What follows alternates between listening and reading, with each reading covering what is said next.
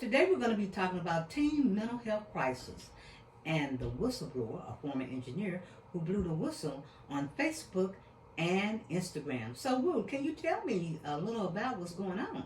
What's going on was that the engineer was ignored about the warnings of what was happening with Facebook and Meta when it came to bullying because his son or his daughter was affected by it himself. So, who did he go to? He went to Mark Zuckerberg, the founder of Facebook, number two, Sheryl Sandberg, number two. And did they do anything about it? No, they ignored it. They ignored it and completely lied about it. So they swept everything underneath the rug. Yes, they did. So, what was their strategy? Their strategy was to deny and lie. To deny and lie. Even Facebook knew about the harmful effects and did nothing and hid their studies. So, it was plain denial, distraction, and deception. Yes. It was a big cover up. Kind of like what the cigarettes companies did in the 50s with the cover up when they knew that, the tobacco was going to basically take a lot of people out. Yes. But that went on for years. So, who is head of this investigation? Who's heading up this investigation? That would be Senator Richard Blumenthal, Democrat from Connecticut. Okay. That's the head. So, in this social media and teen mental health, and since Facebook neglected to protect and care for the teens, what are they going to pass a law? Or It was going to call it the Safety Online Act, hopefully, and it's a bipartisan act. a bipartisan act? So, Kenny, how did all of this affect the teens? It caused disparity. It affected their mental well-being. They were worrying about their physical appearance, and they was comparing themselves to other people's lives, thinking other people have better lives than themselves, which was not always the case.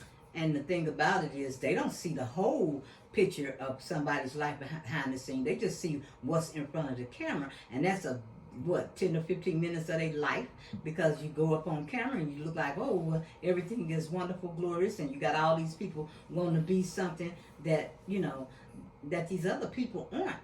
But what was really sad, who did this affect the most when all of this information came out about the teens' health?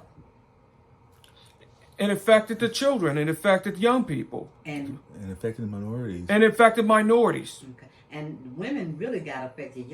And young women. Had eating disorders, suffered from depression, the bullying, The anxiety. Wow, that list just goes on and on. And then they got the audacity to talk about they don't care about mental health, but they're creating. They're creating mental health problems. That's what they are. They're creating They're creating mental health problems and for profit.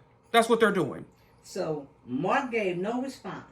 He did the O'Shea. No response. No response.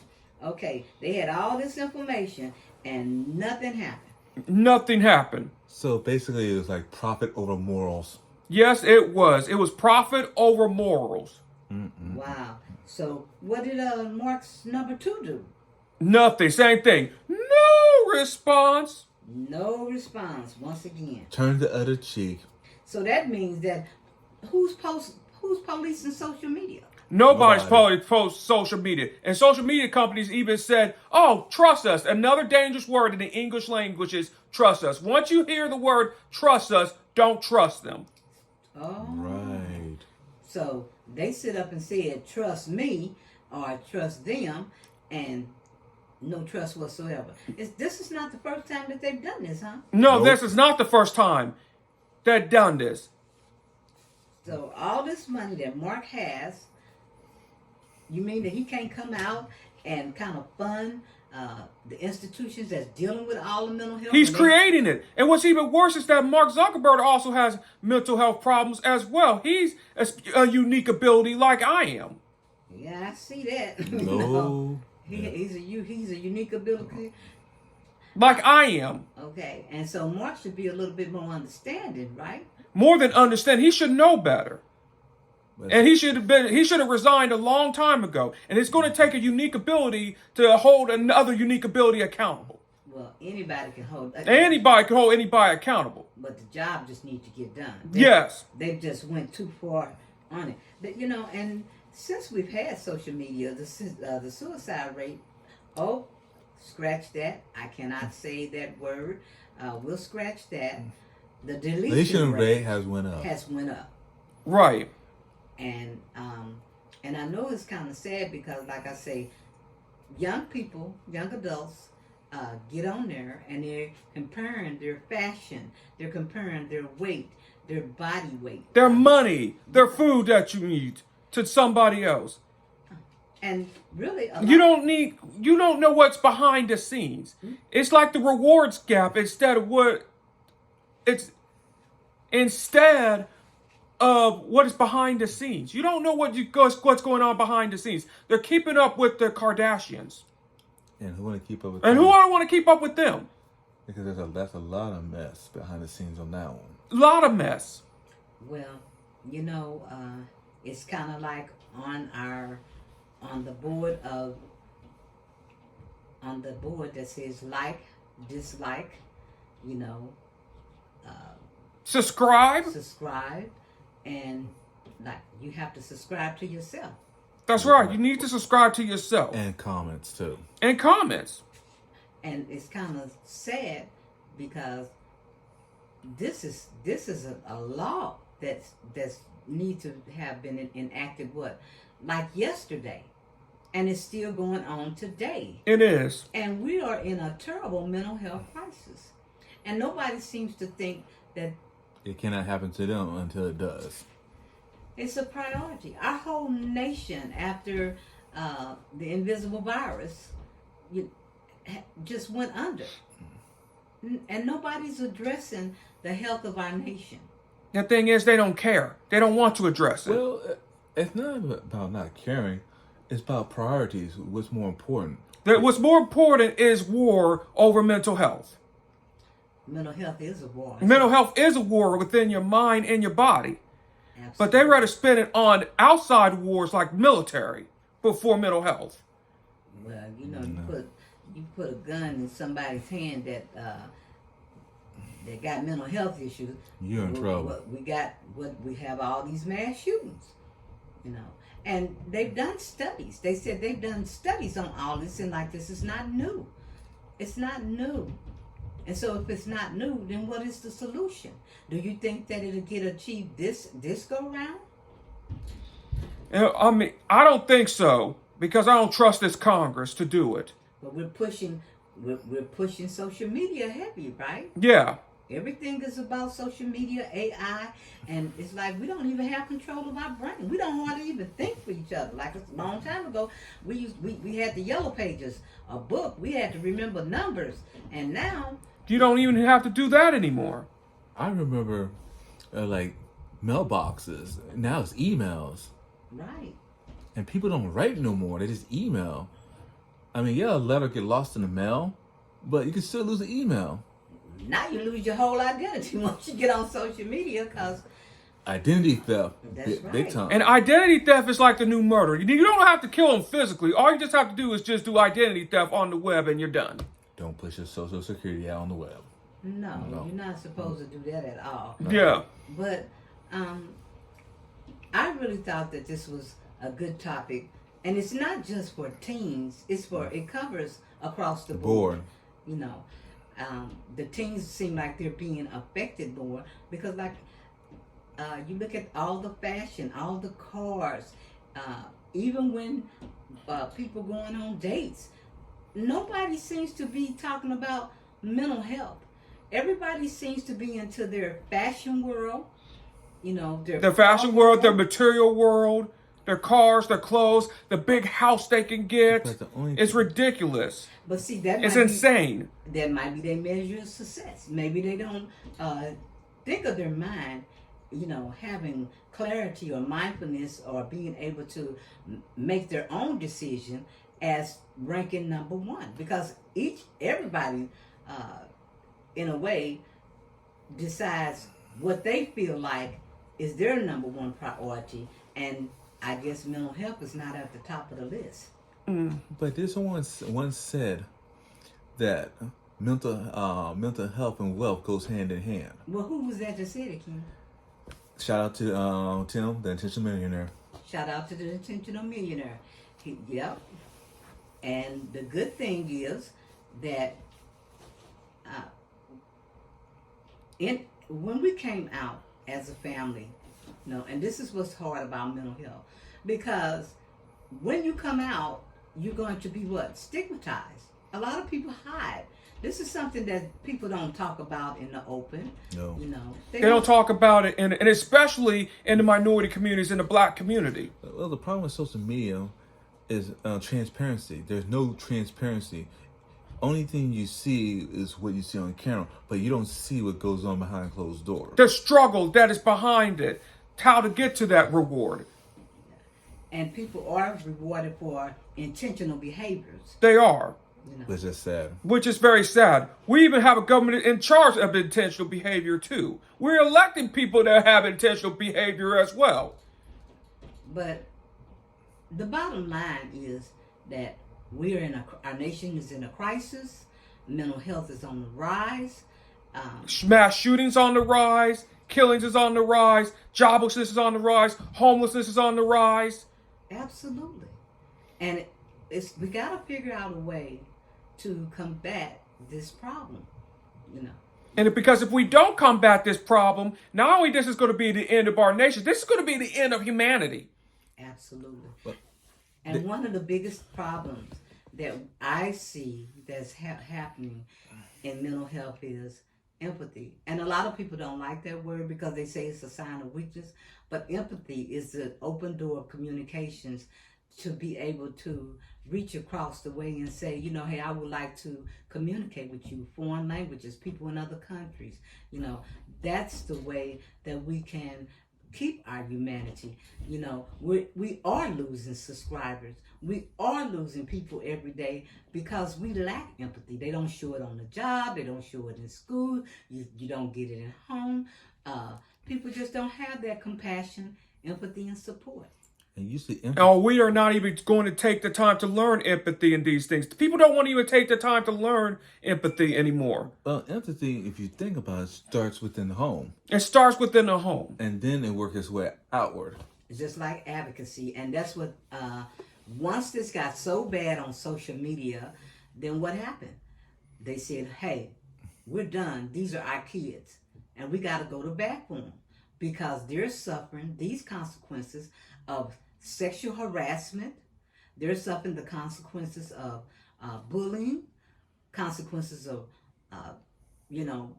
people trying to do things to them or put messages out there that are false. Misinformation. Yeah, lies. A lot of misinformation. A lot of lies. But it's tearing up. People talk about legacy, but who's going to be left? Who's going to have the mind for us legacy-wise to carry on in our nation? There will be no legacy. I'll answer that. There will be no legacy. I hope it be a legacy, but at the rate it's going, the pickings are getting pretty slim. It's about priorities. We need to shift.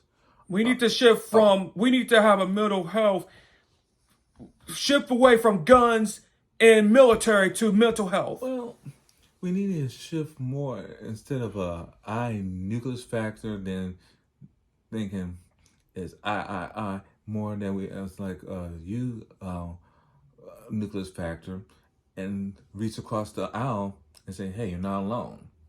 That's right. Communication. Well, for as anyone's mental health, the biggest thing is, you hear the way we were raised and how we came up and what we were taught. And by me sitting over here being a baby boomer, I'm probably the luckiest one in the world, although my teachers was a bit rough, very rough. I didn't have to relearn a lot because you was a latchkey kid or you was locked up somewhere or, you was either in jail or hell. That's kind of where it was. And it's sad because I'm seeing a great repeat performance of a lot of younger people which are not living long. And it's because of their mental health. And they think that, okay, if I, delete myself, they're not going to come back in 3 days. No, they're not going to come back. It's permanent. It's permanent. Yes, and they think that's the solution, and It's not. It's never. Suicide is never a solution. Self-deletion is never. Self-deletion is never a solution. Never. All right. Thank you for catching yourself, Woody, on that one, because I know it's kind of hard when we're doing these videos and they, YouTube don't want us to say certain words, but I really appreciate that you caught that. So, and I hope YouTube catch it. So we're going to move right along. Next. And next. And I think this topic is going well, and I wish that we can open that door for more people to come and talk about mental health. And like I said, that's a very hard topic to talk about because people don't want to be put in that class and say, you're looking at me different. The problem is, mental health may be a hard topic, yes, but it's a necessary topic. It's a necessary topic, yes, but people is into the shaming. I mean, we're all rocking with something. There's no such thing as a perfect person or true definition on normal, because what may be normal to one person may be abnormal to the next person. It's all about perspective. And that big meta thing that goes up saying "trust me" when they don't trust themselves—that's really dangerous.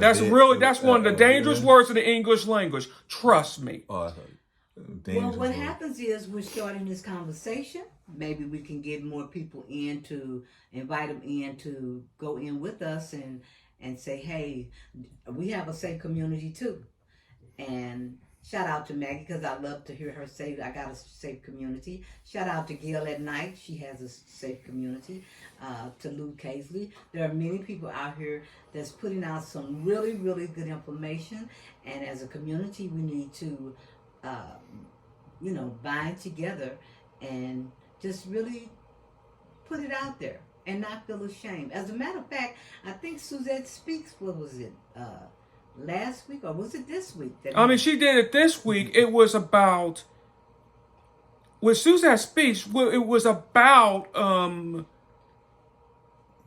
in Miami, about the discrepancies in Miami. Okay. Now, here's the thing. We define discrepancy. About minority discrepancies in between the economic and mental health in Miami. The discrepancy of disparity. Yeah, disparities, yeah. Okay. Well, since Mr. Kenny over there want to be Mr. Dictionary, but we're not doing that. But like I said, I'm glad we're on this topic because we're seeing this more and more. We're seeing the stress of not just teens, but content creators all over Facebook, And all over YouTube. And we're also seeing it outdoors, too, when people losing their jobs, people losing their homes. I'm seeing it with my neighborhood as well. Absolutely. So... we're seeing it everywhere. And so if we're seeing it everywhere, we need to jump on it and take care of it. We need to take care of it. And it's a process. It's not a process that's going to get done today. It's going to take decades. It's going to take years.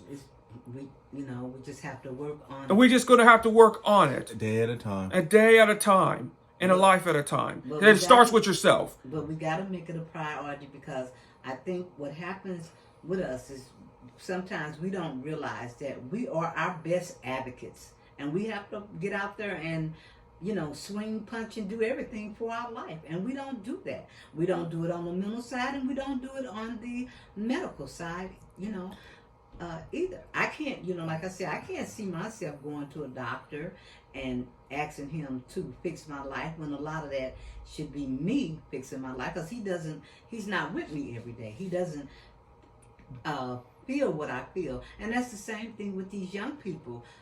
They're not being asked, or it's taking them a lot of time to come out and say how they hurt, what their pain is. They're afraid that if they say something, they're going to be judged or criticized. And the most important thing throughout this video is we have to push education. That is monumental. Not just the education, but what type of education that we need to push. Like we need to push mental health education. Because they want to go into the schools and they're bringing in more mental health. At one time they used the word triage, but you don't hear about that too much. No, You don't hear that hardly any. But what I feel like is that we need it from home to school to work, because this is something that our nation has really got a really bad report card on. A big F. And we've lost too many of our young adult children, our adult children, for this very reason. And like I say, it shouldn't be no shame in anybody's game, because the more we talk about it, the more we'll get rid of the more we get rid of the stigma. the more we get rid of the stigma. And I think, well, let me reiterate that. It's not think, it's the labeling. If we stop labeling, like in a negative connotation, maybe more people will come out, or ask the right questions. Simple question and ask, "Hey, how you doing?" If you start off with the small stuff, then work your way up to something bigger. Normally people will open up. Absolutely.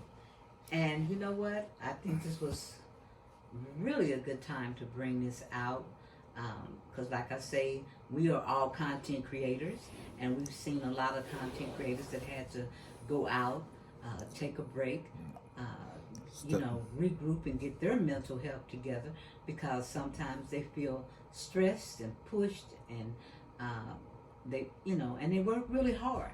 And we're going to have to learn to get out there and advocate. We're going to not only that, be a little bit more dedicated and show love in our community and support. Show support, and that's something that we don't do. The first time somebody gets bigger, what do? We tear them down. That's what we do. We tear them down. And I want to see the success of a lot of people. I go to different communities. We try to support the communities. Our heart is in this. This is something that has affected our families, my family. I've lost loved ones, 2 deletions.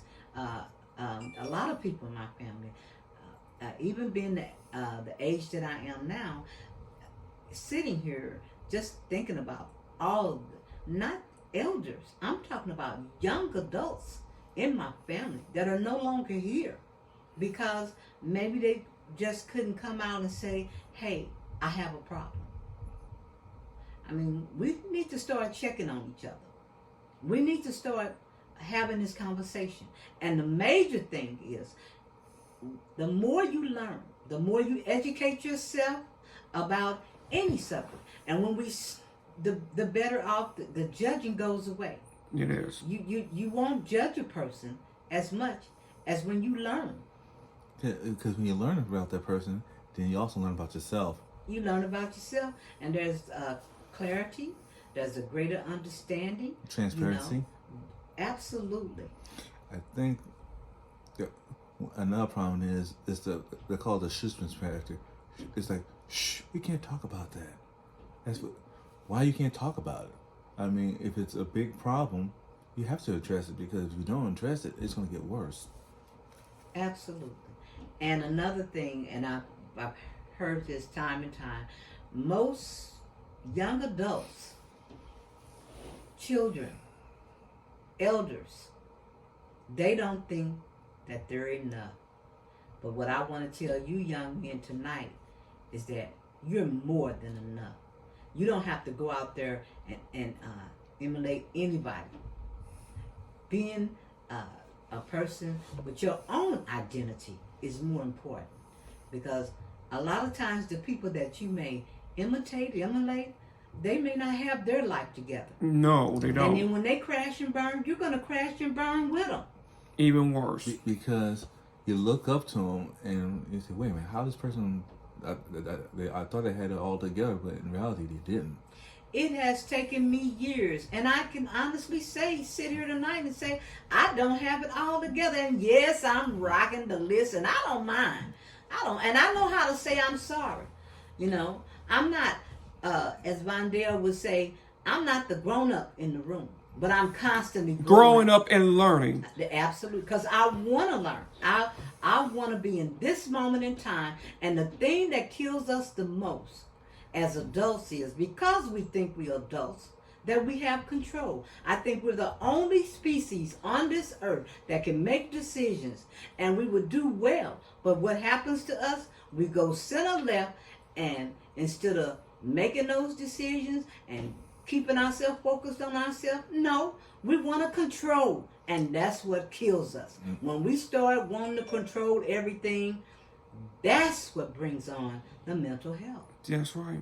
You know, we need to stop trying to control other people's lives And focus on our own life internally. and like not the person that we think we should be, but the person who That we are. Yes, we need to like the person who we are. Absolutely. Because the person that you should be is somebody out there in your ear is trying to make you be something that you're not. And that causes unhappiness. Why are you going to portray something that you don't want to be? If the person is truly supports you, they'll accept you for your true value, not no false value, but your true value. That's right. Well, guys, you know what? I'm glad that we can sit down and talk and have this moment and many moments to come, because we need this, you know. I can come to you and say, hey, as mom, you know, I don't feel good today. I feel low. And you all has uplifted me. But here's that. See, it makes you human. When you show empathy, sympathy, emotion, and you got on me about this, it's okay to cry. Then Absolutely. You are human. So people, show emotion, because And it's okay to show emotion. It shows strength to show emotion. Right, because a long time ago there was a case with the Mendez brothers. It was said when the judge put the gavel down, no emotion. It was stone face, and that's scary. When you don't show no emotion, when you don't show something empty, that's when you lose your humanity. And we'll rack that up with going to vulnerability. Being vulnerable does not make you weak. It makes you strong. That's right. It makes you strong. Perseverance and endurance. And in the end, when you come out on the other end of this, you will be resilient. You will be putting your boxing gloves on, and you'll be saying, I'm ready to do this. And we can do it. You're We not can alone. do it. You're not alone. You're not alone. So on that note, hey, this was great. Love, peace, and mindfulness to everyone at night. And we're doing a mental check, and we hope everybody out there check on their people, check on yourselves. Check on your neighbors. Check on your friends. Check on your family members. Make a phone call. Make a phone call if you have to. And if you have to shoot a text, shoot that text. Shoot that text. All right, on that note, we're out of here. Deuces.